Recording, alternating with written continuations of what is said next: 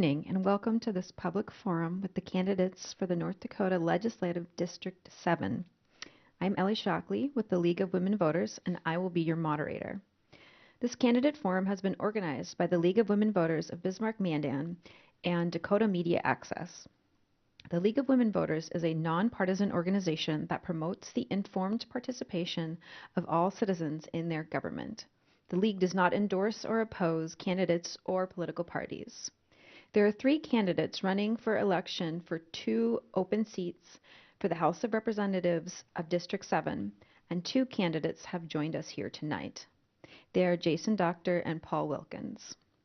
The audience here tonight, Thursday, October 11th, is invited to submit questions on the index cards provided, and viewers and listeners may phone or text in questions for the candidates. The number to call is 701-355-1312 or text LWV18527 to, as in towards, 22333. This is intended to be a respectful exchange of ideas. Our purpose this evening is to provide voters with information about the candidates and their positions on issues that affect the people of North Dakota. Now let's meet our candidates. You each have 1 minute to tell us why you are seeking election to the District 7 House of Representatives. We'll start with Paul Wilkins.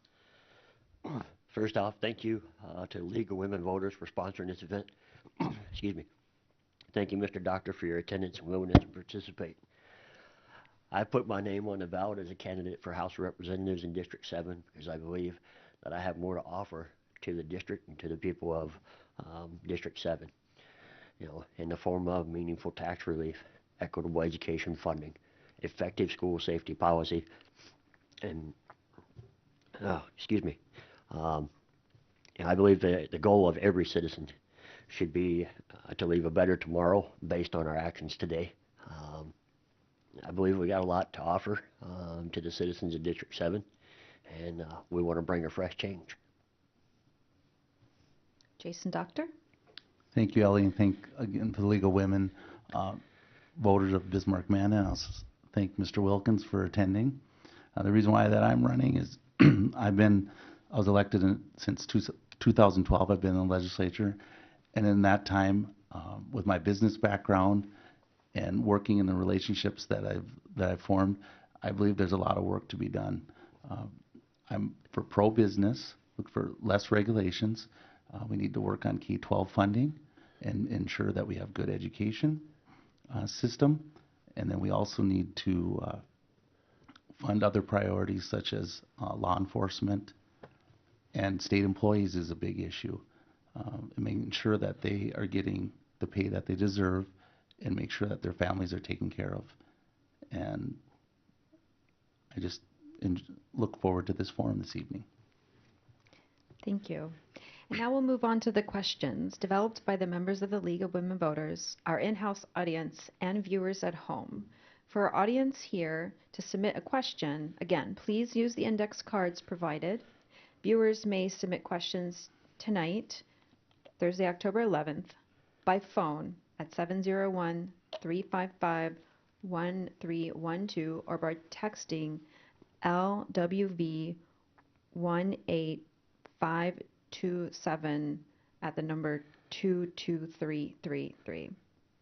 Candidates have not been given questions in advance, and each candidate will have 1 minute to respond to each question. Please comply with our time restrictions so we can get to as many questions as possible tonight. Our timer will let you know when you are down to 30 seconds, then 10 seconds, and stop. First question. What, if anything, would you do to ensure the safety of the North Dakota voting system? Jason Doctor? Thank you for that question. There was a recent Supreme Court ruling about voter ID. We got to ensure that every citizen that has lived in the state is able to vote. But with that also comes we have to have requirements to allow that the elections are in good faith. We passed legislation in the past, and we're going to look at legislation in the future to ensure that North Dakota is getting the right elections. People say that in the past that North Dakota, we don't allow people to vote. I don't think that's true. I think with our current system that we have, we're the only state in the United States that does not have voter registration, and I think that we can continue not to have voter registration in the state of North Dakota, and I think that we have good voting laws that are current in the current system. Paul Wilkins? Thank you. I think for the most part, I agree with Mr. Doctor. Every vote in North Dakota must count. It's the only way a democracy functions, is if every vote counts. With that being said, there are mechanisms in place and legislation in place that regulates our voting. However, I think that we still have a lot of work to do, specifically with the Native American community, in ensuring that their vote is also representative of the state's population. I know there are difficulties there with the idea that every physical address has a 911 number. However, most citizens aren't aware of what that 911 number is. So when they do come to the poll with an ID, oftentimes they're not permitted to vote because the ID doesn't have a physical street address. And I think that's something we need to really take a serious amount of attention to this coming legislative session. Thank you. Next question. What is your position on Measure 1, establishing an ethics commission and enacting provisions relating to lobbying and conflicts of interest? Paul Wilkins? Yeah, I'm glad you asked about this measure. It's come under a lot of question, a lot of scrutiny. I know a great number of the people who wrote the measure. I know a great number of people who sponsored the measure and who campaigned for it. I believe it's high time that we have an ethics commission that regulates and monitors what our legislators do and don't do. Is it fair of me to say that, I'm going to step forward and say, well, a lobbyist paid for a nice vacation for me? Maybe not. I enjoy vacation. But an ethics committee is going to make sure that I'm doing the right thing by the people of North Dakota, which is represent them and not myself. Jason Doctor? I would be opposed to Measure 1. I believe the state already has measures in place to ensure that these things aren't happening. I've never taken a trip that by a lobbyist, and we passed legislation last session that we're more transparent on our contributions that we receive when we're running for elective office, and how the measure is written, it would just add more bureaucracy and I just feel that we already have things in place, and we can look at things in the future to make sure that everyone's transparent, but I would be opposed to Measure 1. Thank you. Next question. In what circumstances should children be held responsible for their parents' nursing home bills? Jason Doctor? That's a good question. People that are in the nursing home are the most vulnerable people that we have in the state, and we're looking all the time with the Medicaid system and the payments, and it is a burden on the state of North Dakota, and to look at that is something that we have looked at in the past and look at in the future, but to pay for it, I just think out of pocket. If the state doesn't have the money, we're going to have to look at requiring families to pay, but we also have to ensure that the vulnerable people do have a place to stay, even if their families can't afford it. And so the state's going to have to look at that and figure out a way to ensure that these people do have a place to stay, even if their family does not have the means possible to pay for long-term care. Paul Wilkins? I think you're asking a question of morals and not legislation. As children, we're all brought up with a set of morals and disciplines, and those were passed on to us by our parents. And I believe each one of us has an obligation to do our part to ensure that they grow old with dignity and with peace. I don't think it's a position of legislation to enforce or to mandate that an individual pays for their parents' long-term health care. However, at the same time, I don't think we have a position to rely solely on the taxpayer dollar of the state either. We need to look at the entire system, find out how do we make long-term health care more affordable for elderly folks so they can live the latter part of their years with dignity and pleasure. Thank you. Turning to the next question. Do you have any ideas for boosting our rural medical workforce? Paul Wilkins. Boy, I'm glad you asked. You know, it seems all too often that when we talk about voting, we talk about services, the rural communities are the ones who always finish last. Um, I believe, you know, we owe it to our rural communities to create relationships with the major hospitals in Bismarck, uh, Fargo, Grand Forks, to create, you know, an urgent care or community outreach program to where we can provide some form of sustainable health care to rural communities. Um, that way, you know, you're not passing along a great expense for a rural person to come into the city to receive what would be deemed as necessary health care. I think we put the burden back on the medical providers that provide the services to our communities. Jason Doctor. That's a big issue that we have in every session. We're looking at options, telemedicine, and different options for these rural, because we're realizing that the rural population, there's not a lot of young people that want to go to these rural communities. So we need to find out a way that we can provide these services. We've had legislation in the past that allows home health care to provide services for people that have cancer patients with IVs. Instead of having to go to hospital, that they can actually have their chemo taken at home. It's a big issue, and it's just not in medical, but it's also in K through 12 education, find qualified teachers. So we got to look on how we can give incentives for people to have a workforce so that there are actually medical providers that will come to these rural communities, and it is a big issue in the state. Thank you. Now on to the next question, which we touched upon before, but now is a chance to go into more depth. Do you support implementing voter registration in North Dakota? Why or why not? Jason Doctor? I probably would, I would not support voter registration.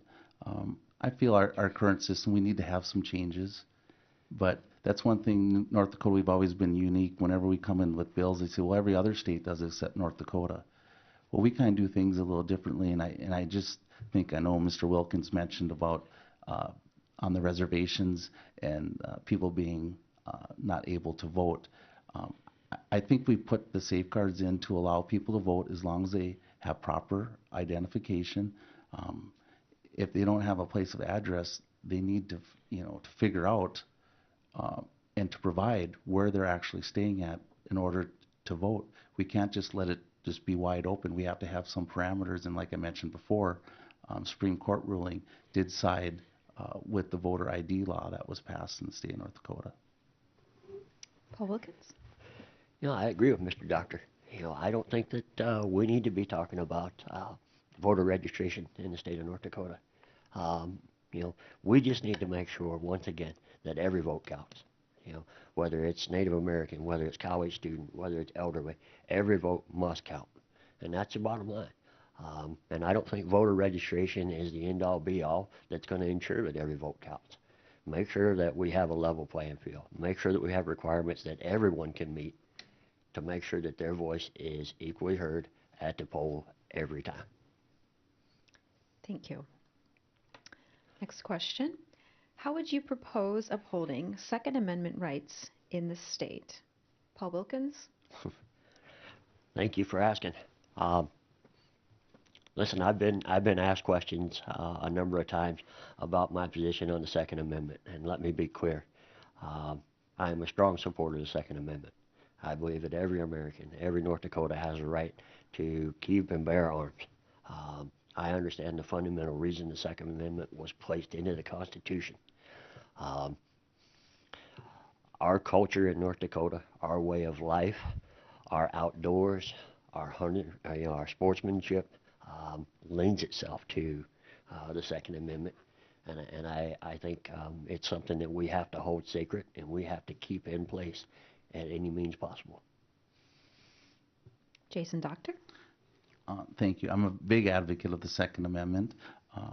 I just received the A rating from the NRA, and as Paul said, the culture in North Dakota and with outdoors and everything, I'm just a very big advocate of the Second Amendment. Also being a veteran and realizing that how important it is to protect your country and protect your home. And with my voting and bills that I've been co-sponsors on, I've always been a big advocate of the Second Amendment, and I've always said that when people come in with legislation that's trying to restrict gun rights, if you allow that to happen, then they'll just further, and once that's passed, they'll just further go along before it'll erode our Second Amendment, and then as citizens, we won't be able to protect ourselves. Thank you. Again, we invite our in-house audience to submit questions using the index cards provided, and viewers may call 701-355-1312 or text LWV 18527 at 22333 during our forum tonight, Thursday, October 11th. Next question. How will you make yourself available to constituents? Jason Doctor? Well, I make constituents through several avenues. If you go on the North Dakota Legislative Council website, I have my cell phone number, also my business number, also can be reached at email. And when I tell a lot of constituents, they can text me. That's actually easier than anything and to respond. But a lot of legislators don't put their cell phone number, but I feel I have to be accessible to everyone. And if there are concerns and if they email, I try to email it back every single constituent that does email me, and also return phone calls and any concerns that they have. So with this day and age, with all the communications capabilities, it's pretty easy to reach me at any time. Paul Wilkins? Thank you. You know, I appreciate the response that Mr. Doctor gave in making himself readily available to the constituents of District 7. I too make myself available via email, cell phone, text, any social media nowadays, Facebook, Instagram, Twitter, you name it, we're on it. You know, we know that being plugged in, being connected, is of paramount importance to constituents in any legislative district. You know, we've covered a lot of ground in District 7, walking door to door and through neighborhoods. So we've had the opportunity to talk to a lot of people face to face. Let me assure you, I don't think that stops at a campaign trail. You know, I think these constituents and these voters are owed the ability to sit down and see their representatives face to face from time to time. Thank you. Do you agree or disagree with how oil and gas tax revenue is being distributed throughout the state? Why? Paul Wilkins? Thank you. The short answer is no. When we send taxable revenue to Texas and Oklahoma, and then we turn on the national news and we see states like Texas and Oklahoma with teachers standing at the Capitol steps demanding greater pay, it really makes you wonder, where's the money going? Because it's not going for the betterment of Texas or Oklahoma. And it doesn't take a genius to figure out that we've gone from a record surplus here in North Dakota to a deficit. And we've watched our governor cut some of the most basic of services, from Health and Human Services to North Dakota citizens. And I have to believe that is a direct reflection of the oil extraction tax credit and the mismanagement of oil taxes and gas taxes and revenue that comes into the state budget. Jason Doctor? I think the state, we've done a good job, and as a lot of people know, our state economy is driven by commodities. It's just not when the oil prices went down, so did the farming prices. Currently, we're looking at a bill next session to do infrastructure. And what we want to provide is $115 million and do three buckets, accumulation of $280 million, $50 million going to airports, 115 to counties, and 115 million to cities.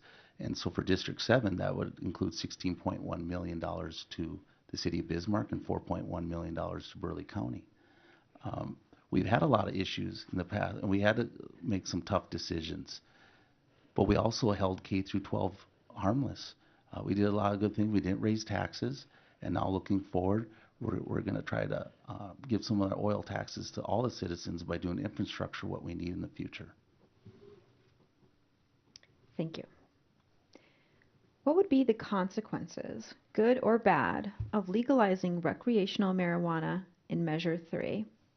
Jason Doctor? Well, I'll go on record that I will vote no on Measure 3, and I think the consequences, you look in the state of Colorado, the social issues that would be impacted if Measure 3 was passed, the burden it would put on the other citizens, and one of the reasons why I would vote against Measure 3 is if you look at the language and how it was written, you could allow people could sit in a restaurant and smoke marijuana. But the social aspect is talking to people from Colorado. It'd be devastating to the state of North Dakota. We already have other issues, behavioral issues and other substance and addiction that we need to take care of. And to have this on top of the other issues that we have in the state of North Dakota would just be a burden on the citizens of North Dakota on the social aspect. Paul Wilkins? Thank you. I've been asked this question a number of times, and I've abstained from answering until tonight. I firmly support Measure 3 and the legalization of marijuana. Listen, let's not make any mistakes about it. I don't think there would be a Measure 3 to discuss had the legislative body heeded the voice of the general public when they overwhelmingly voted for medicinal marijuana, done what needed to be done to implement that process and get it rolled out to the citizens in a timely manner. Here we are, almost 3 years later, and we still have no program for medicinal marijuana that's being provided to the North Dakota citizens. And this is where you come up with Measure 3. If you can't get it one way, you're going to get it the other. I shudder to think of what the taxable revenue and the amount of dollars is essentially going to be. Where do we put those dollars? I think there's a lot of discussion to be had at the table about where that taxable revenue can go. Thank you. What are some of the biggest problems you see in state government that need fixing? Paul Wilkins? Thank you. The first one I think is the economic structure. Unless something's changed without my knowledge, we're still operating on the top-down system.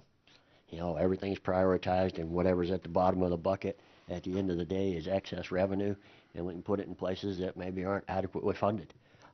And I don't think that's the way that you operate a government. I don't think it's the way you operate a business. You know, we have to prioritize and reorganize our priorities of what expenses are and how they need to be paid, starting with public education, K through 12. Second would be human and health services. And then third would be our state employees. But we've got to make sure that everybody gets their fair share of the money. Jason Doctor? Well, there's many things in the state government. One of the things that we have to be conscious of is that we have to control our spending. As Mr. Wilkins alluded to, K through 12 funding and just higher education, I think, is in state government we have to look at. Our 21st century workforce has changed, and we've got to look at our education system and to see, are we educating our students in a way that they'll be able to be productive citizens into jobs. We talk about job shortage, but I think education system, we have to look at, are we educating them so that they are ready to be in the workforce? We have to, state government, human services is another big issue that we have to look at and ensure that in the future we're going to have aging population. We're going to have to look at long-term care needs for citizens, and we also have to look to help out, people that are less fortunate, and we have to all look at all those programs. Thank you. How do you propose to address unfounded liabilities within the state employee retirement system while ensuring current employees have certainty about the system they've been promised? Jason Doctor? I'm actually on one of the committees that looks at the unfunded liability, and we're looking at ways to the state contributing and also the state employees making more contributions to make it more stable. We also have to look at other ways that we could inject money into the unfunded liability. But I want to state we've never talked about not fulfilling our obligation to the state employees.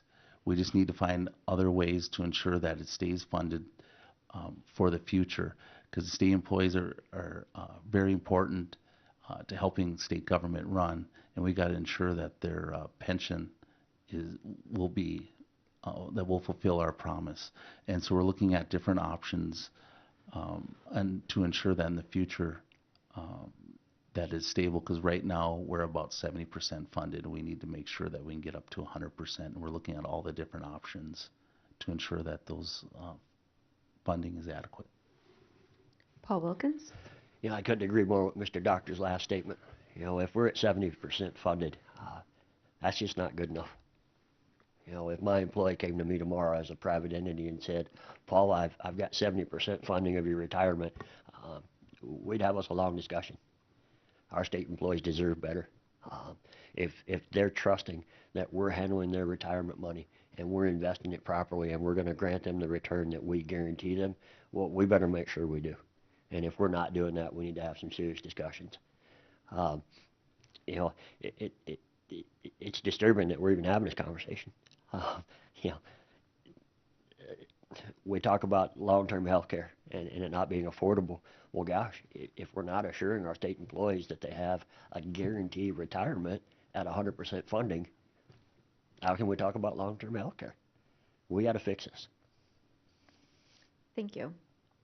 What is your position on unions, both private and public, and allowing public employees to collectively bargain, including public employees like police and firefighters?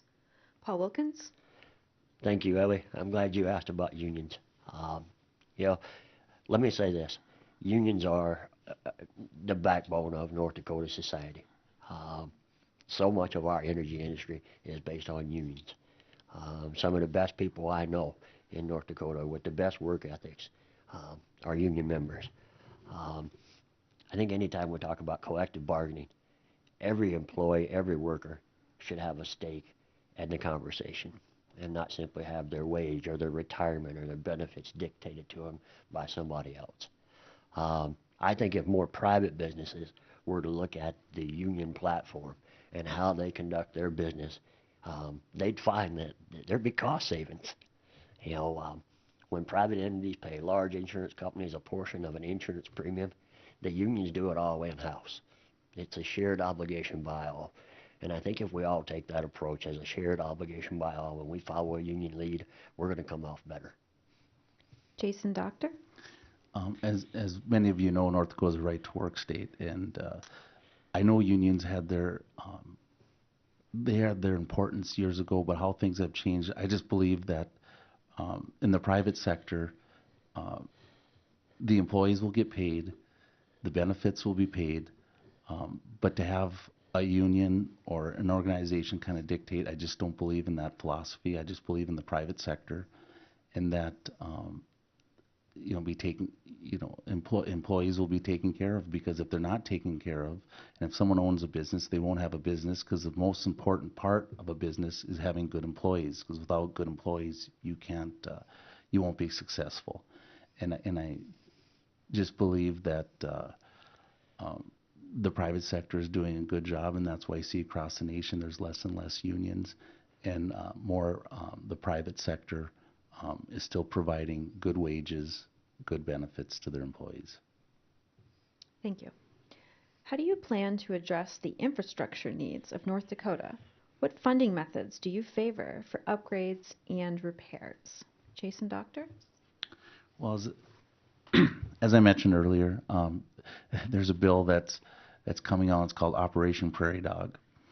And what that bill would happen would design 3 buckets. Like I mentioned before, $115 million for counties, $115 million for municipalities, and $50 million for airport. And that would come, and those buckets would be filled, and it'd be coming from the oil tax. And this is just not a one-time. This would be ongoing, because we have a lot of infrastructure needs. They talk about bridges, roads. Like I mentioned, City of Bismarck, $16.1 million. We have a lot of infrastructure needs. If anyone goes on 43rd Avenue, you know how busy it is from Washington to State Street. That's one of the projects that the city wants to do. And so that's why we've come out with a bill that we want to propose next session, because we know the infrastructure needs is evident in most areas of the state. Paul Wilkins? You know, I've not yet derived or come to a sound plan of infrastructure funding. However, I will say this, the prairie dog bill and the buckets, you know, I gotta ask, you know, if it's coming from oil money, how do the citizens trust this bucket program when we've mismanaged oil money in the past? Candidates, thank you for being here tonight. You will now have 1 minute to provide a closing statement. Paul Wilkins? Again, thank you, League of Women Voters. Thank you, Representative Doctor, folks in the audience. Listen, I think the difference between myself and Mr. Doctor is rather stark and rather clear. At the end of the day, I'm not going to tell you I got all the answers. Heck, I'm not going to tell you I got half the answers. I will tell you if I don't have an answer, I'll find it and I'll get back in touch with you. At the end of the day, I'm going to work hard for you because that's all I know how to do. You know, I work a 40-hour job for somebody else every day, Monday through Friday. All I know is how to work. At the end of the day, your interest is my interest. Because let's face it, what happens at our kitchen table is most likely the same as what happens at your kitchen table. You have issues at night and you have concerns at night just like I do. Our kids' education funding, our property taxes, our infrastructure, and our next door neighbors. I simply ask that you take a look at the stark differences here, and I ask and greatly appreciate your vote on November the 6th. Jason Doctor? Thank you. I'd also thank the League of Women Voters and also Mr. Wilkins for attending this evening.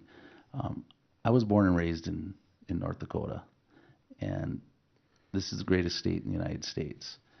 And it's been an honor since 2012 to represent District 7. And I've done a lot of work in my 3 sessions, but there's a lot of work that I also need to continue in order to ensure that generations after me will be secure. Priorities K-12 funding, helping the vulnerable, it's long-term care, and also taking care of state employees is an issue, and also making sure that we're a safe community. And I'd also pro-business and less regulation.